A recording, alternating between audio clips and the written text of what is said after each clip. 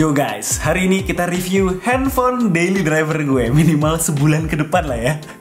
Xperia One Mark IV. Gue udah pakai 2 minggu sebagai handphone utama gue dan merasa cukup paham handphone ini luar dalam sehingga berani ngoceh panjang lebar, sharing experience-nya gimana ke kalian.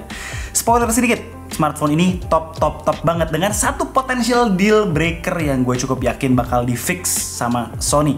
Apa itu? Yuk kita bahas. Jangan lupa subscribe kalau belum, like videonya di akhir nanti supaya ngebantu algoritma YouTube K2G. Let's go.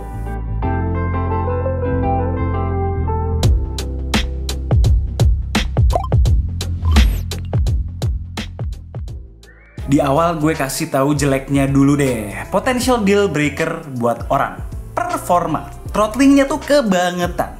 Tapi gue cukup optimis ini bakal dibenerin sama Sony di firmware mendatang karena pernah kejadian di Xperia One Mark III juga. Di firmware awal, Sony ngeset plafon suhu tuh agresif banget ya. Abis dapat firmware update, batas throttlingnya lebih lega. Mudah-mudahan aja bakal kejadian lagi di One Mark IV ini. Karena di luar soal performa ini, gue suka banget Xperia One Mark IV. Jadi gini, kalau ada yang bilang Xperia One Mark IV cepat panas, well itu bener tapi nggak seluruhnya akurat. Secara suhu sih sebetulnya selaras dengan mayoritas handphone 8 Gen 1 yang non-gaming phone. Rata-rata 38-40 derajat kalau dipakai terus-terusan non-gaming. Tapi masalah utamanya ada di definisi parameter overheat yang diset oleh Sony yang begitu nyeleneh. Menurut Sony, 38 derajat itu panas dan langsung ngeluarin warning maupun take action untuk ngedinginin suhu. Padahal handphone 8 Gen 1 yang lain 44-45 derajat baru dibilang panas. Seolah nggak ada yang ngabarin Sony bahwa Snapdragon seri 8 akhir-akhir ini memang panasnya segitu. Flagship phone lain dengan 8 Gen 1 nerf performance-nya secara agresif ketika suhu mencapai 44-45 derajat Celcius. Sementara Sony start di 36-37 derajat Celcius dan semakin agresif di 40. Yes, 40 derajat Celcius.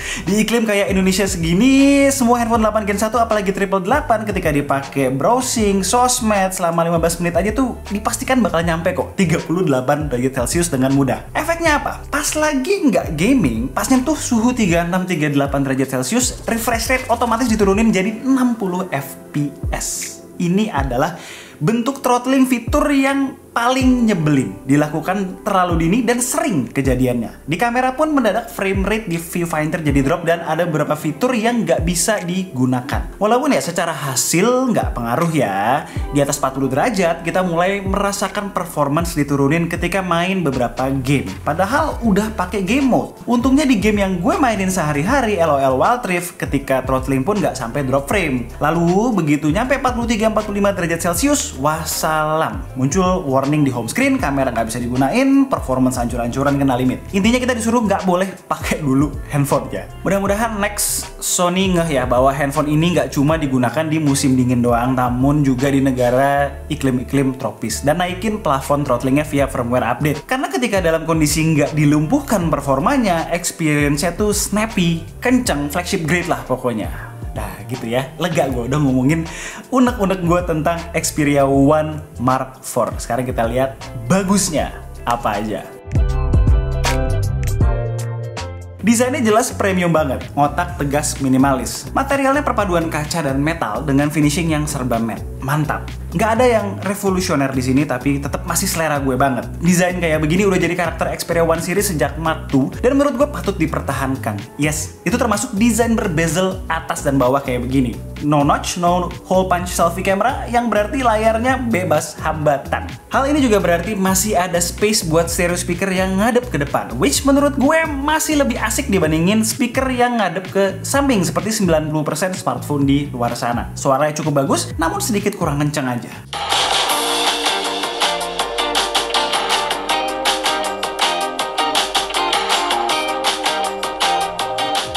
Dan jangan lupa masih ada headphone jack di atas yang masih sangat berguna ketika kalian enggan switch ke solusi wireless audio. Mau gimana pun juga, wired is still king buat audio. Gue gak yakin ya chip DAC-nya apa, tapi buat ngedrive IM gue masih cukup powernya dan bagus suaranya. Satu lagi, kalau kita connect ke TWS Bluetooth yang punya kodek aptX adaptif atau LDAC, kita bisa ngelock bitrate dan sample rate transmisi Bluetooth-nya via notification nih.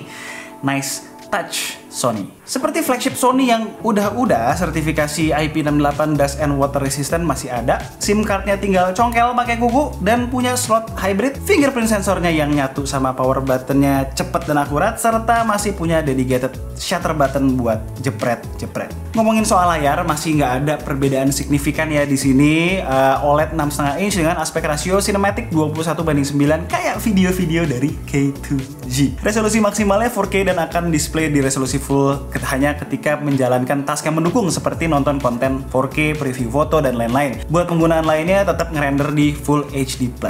In real life overall bagus, layarnya sharp, vibrant, khas OLED. Sayangnya belum di whitelisted di Netflix nih, jadi belum bisa nonton konten 4K di situ. Di YouTube atau Prime Video sih udah bisa. Oh ya, proteksi layarnya udah Gorilla Glass Victus ya. Ada peningkatan di kecerahan layar nih. Sekarang jadi no problem dipakai di outdoor siang-siang. Yang kurang dari layarnya cuma ketiadaan dynamic refresh rate seperti di smartphone flagship lain. Jadi either dia jalan di 120 atau 60. Akibatnya ya penghematan baterai yang kurang maksimal. Serta mungkin jadi ada andil juga ya di overheating problem tadi. Next, hal-hal lain yang worth dibahas nih sebelum kita masuk ke bagian terpanjang dari video ini.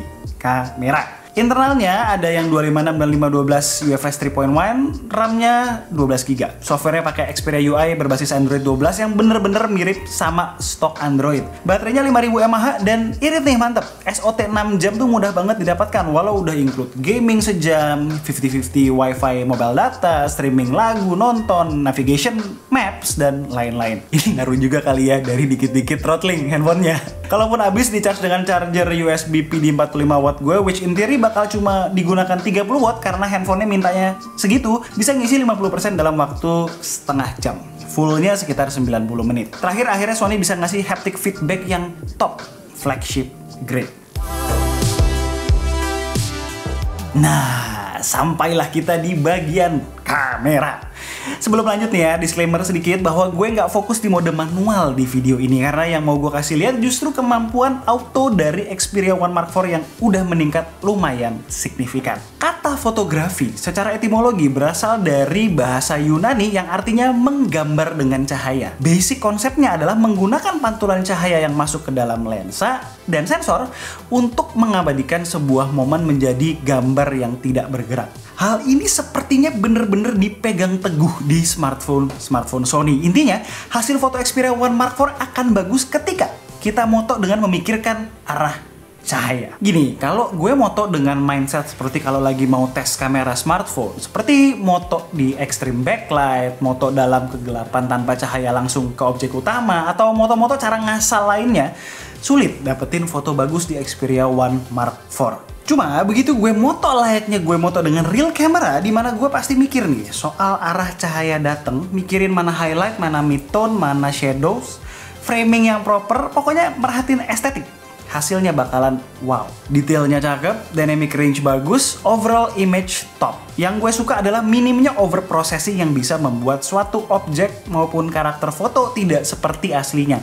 Sony lebih memilih untuk mempertahankan kondisi dan karakter asli dari sebuah scene. What you see is what you get. Ini bukan berarti Xperia One Mark IV bener-bener nggak pinter loh ya. Peningkatan tuh ada dibanding generasi sebelumnya ketika kita foto ngasal.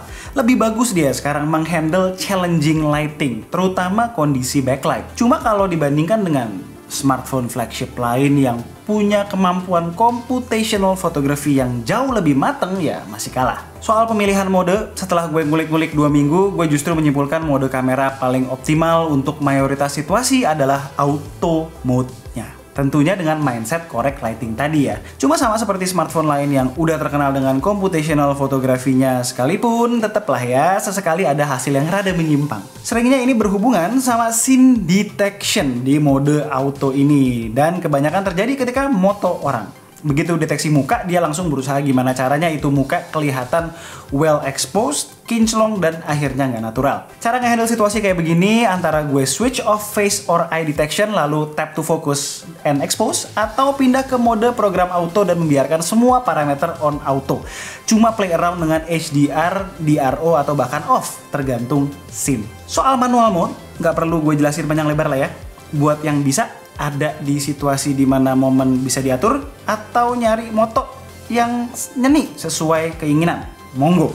Jangan lupa nyalain RAW DNG-nya supaya bisa diedit later secara maksimal. Semua hal tadi berlaku di semua lensa ya, termasuk lensa tele keren dan inovatif yang ada di Xperia One Mark IV. Seperti gue bilang di video first impression, lensa continuous optical zoom ini keren banget karena di antara 3,5 optical zoom sampai 5,2 kali atau secara ekivalennya 85-124 mm menggunakan sensor yang sama, lensa yang sama, sehingga degradasi gambar minimal. Kenapa gue bilang minimal bukan tanpa degradasi sama sekali? Karena sama seperti lensa variabel di kamera, bukaannya atau f-stopnya akan berubah ya ketika kita zoom in. Di 3,5 kali bukaannya f2.3, sementara di range maksimalnya di 5,2 kali bukaannya jadi f2,8. Pastikan aja pencahayaan kalian lagi-lagi maksimal ketika mau menggunakan lensa tele ini. Karena di pencahayaan yang nggak cerah, kualitas lensa zoomnya akan menurun. Peningkatan lainnya di Xperia One Mark IV adalah di selfie. Sekarang di bump jadi 12 megapiksel dan hasilnya akhirnya sesuai dengan handphone flagship. Dan bokeh mode yang semakin rapih dan bisa bersaing sekarang. Di luar itu semua, kelebihan-kelebihan dan karakter seri-seri sebelumnya ada di sini. Termasuk fitur bershooting yang kenceng banget dan udah di-upgrade supaya bisa tetap menggunakan HDR. Masuk ke video, salah satu fitur unggulan dari One Mark IV adalah perekaman 4K 120 fps di semua lensa. Stabilisasi IIS-nya sih mentok di 4K 30 fps ya, di atas itu hanya mengandalkan OIS. Knowing Sony dan cara berpikirnya, mungkin dia taunya memang kalau di video dan film production itu high speed recording, kegunaannya kan lebih untuk slow motion ya, di post production. Beda sama di sosmed dan YouTube begini misalnya, yang entah kenapa banyak kreator yang upload dan penonton yang request 60 fps. Aneh tahu, kelihatannya terlalu smooth gitu, gue sih nggak suka. Anyway, ketika 60-120 fps di slow mo, goyang-goyang tadi nggak terlalu berasa. Ya nggak di slow mo pun sebenarnya masih cukup stabil tanpa IIS. Ini gue lagi di kota tua, jadi di sini tuh enak banget ya kalau buat jalan-jalan sore, makan siang dulu di Batavia Cafe atau di kedai seni Jakarta. Habis itu baru jalan-jalan sore, liatin gedung-gedung klasik, itu enak banget di sini. Habis itu bisa nyebrang ke kali atau sungai ini buat ngambil footage atau foto-foto. Buat yang nggak tahu, ada 3 cara ngerekord video di Xperia One Mark IV ya. Pakai basic photography mode atau masuk ke Video Pro App, terakhir Cinema Pro App. Video Pro App menawarkan balance yang tepat, nggak terlalu ribet, nggak terlalu basic juga. Image quality-nya gimana? Bagus banget. Tapi balik lagi soal cahaya dan cahaya. Yang mesti gue camkan sekali lagi adalah soal panas tadi ya. Terus-terusan record video di bawah panas matahari akan menyebabkan warning overheat sering sekali keluar dan sangat-sangat mengganggu. Sebagai penutup, gue mau konser dulu nih. Menghibur pemirsa. Di-record dengan app Music Pro yang diciptakan buat rekaman ala-ala studio gitu, secara dadakan. Well, everything's made to be broken. I just want you to know who I am.